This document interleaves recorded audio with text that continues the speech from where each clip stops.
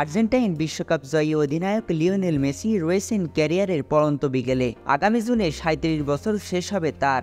শেষ সময়ে এসেও দুর্দান্ত খেলে যাচ্ছেন LM10। সম্প্রতি MBC এর বিগ টাইম পডকাস্টে ৮বারের ব্যালন ডি অর জয়ী কথা বলেছেন নিজের ভবিষ্যৎ নিয়ে, যেখানে তিনি বলেন, কাতার বিশ্বকাপে সবকিছু যদি ঠিকঠাক না চলতো তাহলে আমি জাতীয় দল থেকে সরে দাঁড়াতাম। খেলাধুলার দিক থেকে ক্যারিয়ারের সবকিছু অর্জনের সৌভাগ্য হয়েছে আমার। সত্যি বলতে পেশাদার ফুটবলার হিসেবে ও ব্যক্তিগত জীবনে পরিবার ও বন্ধুবান্ধব মিলিয়ে এর বেশি আমি চাইতে পারতাম না। সৃষ্টিকর্তা আমাকে যা দিয়েছেন সেটা অনেক এবং আমি সবসময় তা উপভোগের চেষ্টা করি।